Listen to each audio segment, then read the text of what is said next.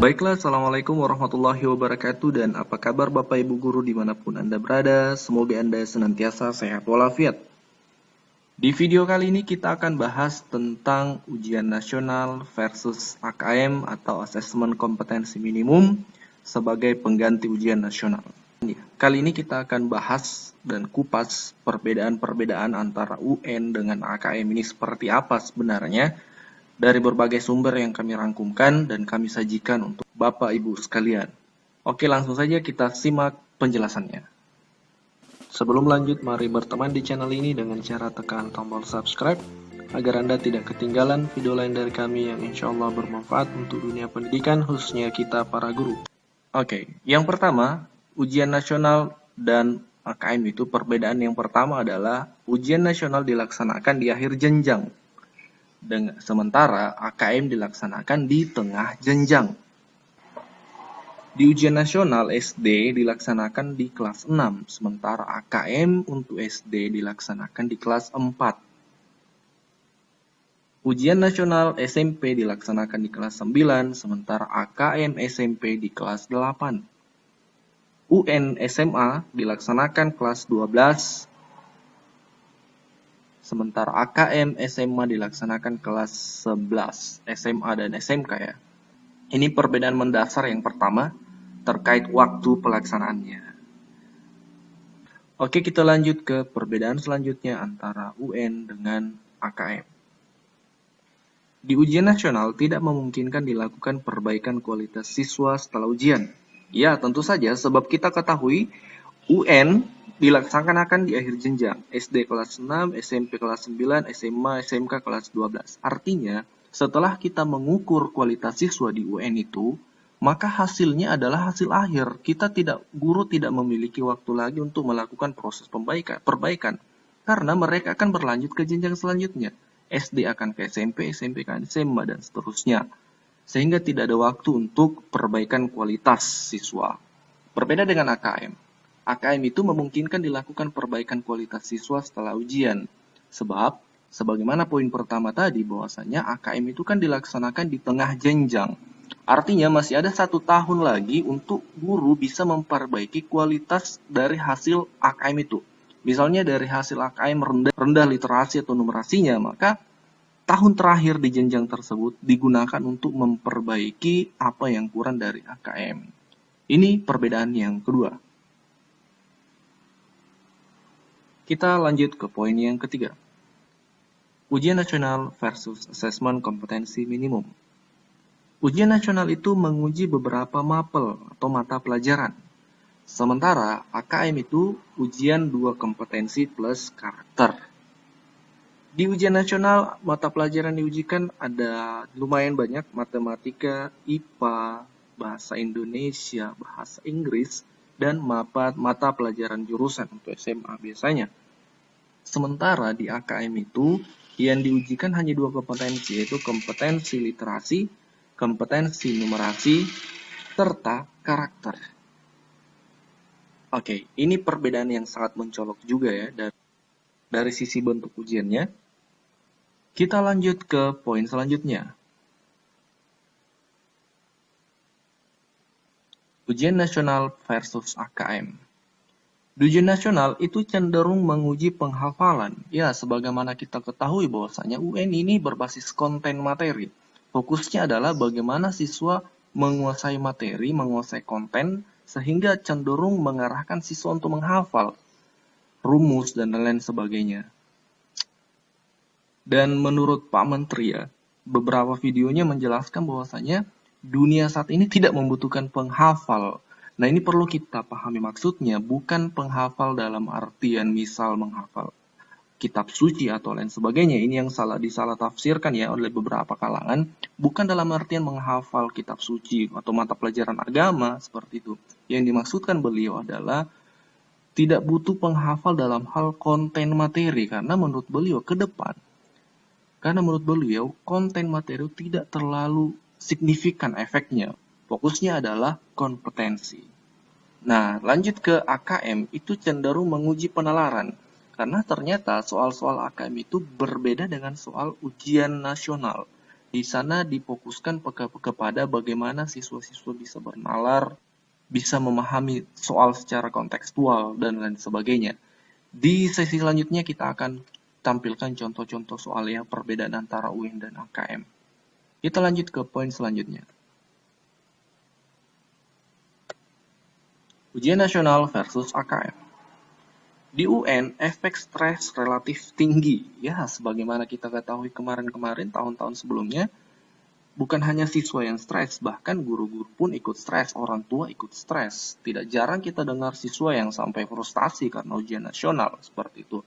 Dan bahkan sering terjadi tahun-tahun sebelumnya kecurangan, dan juga sekali lagi UN itu menguji penguasaan materi siswa, kontennya, sehingga lagi-lagi siswa akan menghafal, dan ini yang membuat stres. Sementara asas AKM itu efek stresnya relatif rendah karena tidak fokus pada konten, tapi fokus pada kompetensi siswa, literasi dan numerasi. Bagaimana siswa mampu mengolah nalar berdasarkan data-data yang disajikan dalam soal-soal AKM. Ini poinnya.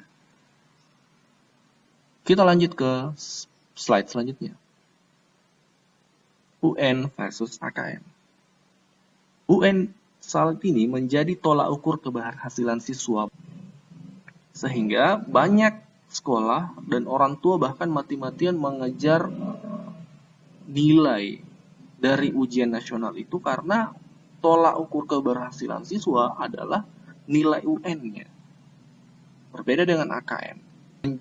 AKM itu menjadi tolak ukur perkembangan siswa, sebagaimana yang kita ketahui dilaksanakan di tengah jenjang, sehingga bukan lagi menjadi tolak ukur keberhasilan siswa.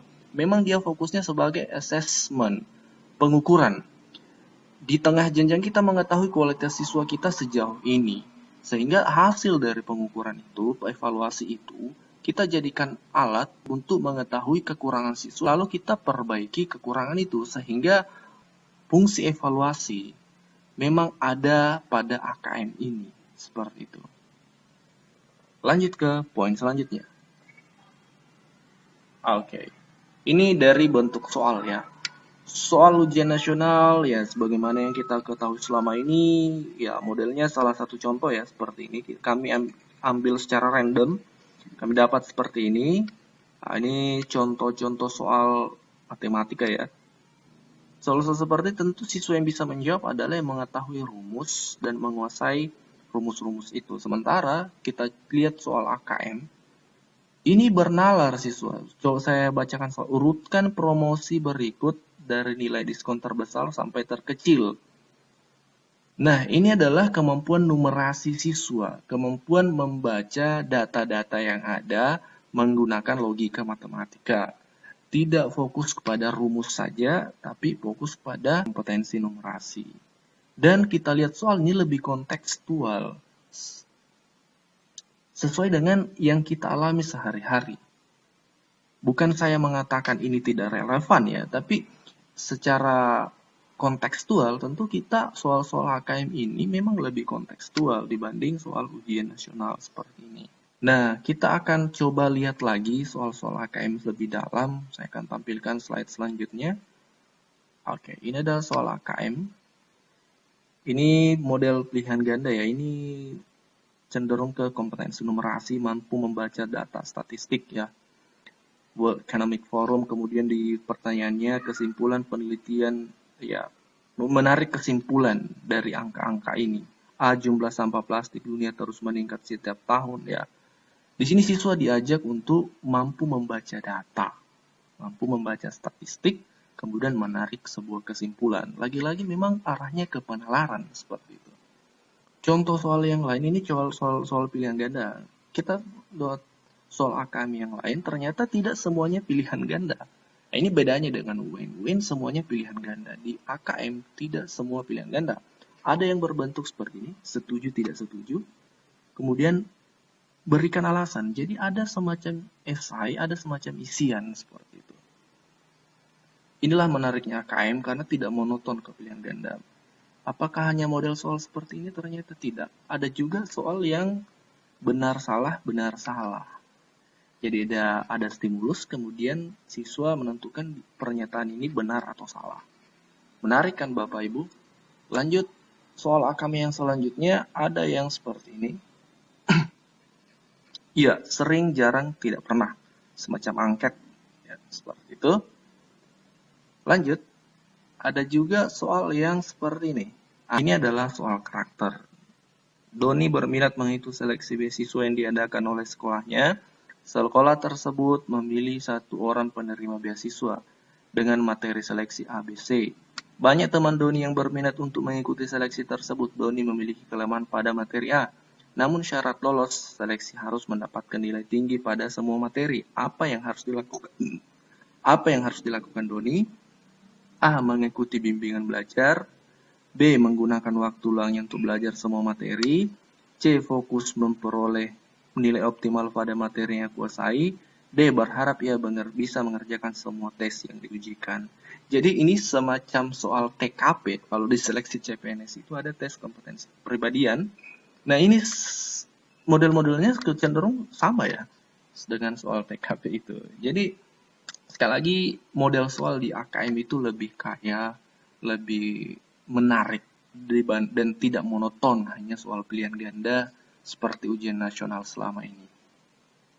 Nah, setelah melihat beberapa perbedaan, tentu kita tertarik ya dengan AKM ini.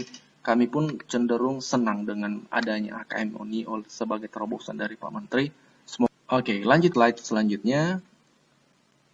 Ujian nasional versus AKM.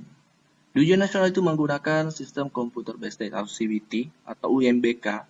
Sementara AKM juga menggunakan CBT. Ini beberapa kali disampaikan Pak Nadiem di pidatonya yang sering kita lihat di YouTube. Ya, menggunakan CBT. Ya, kemungkinan besar akan seperti ini. Jadi komputer yang di sekolah tetap kita fungsikan. Oke, mungkin itu yang sempat kami share pada hari ini. Semoga bermanfaat untuk Bapak Ibu guru semua.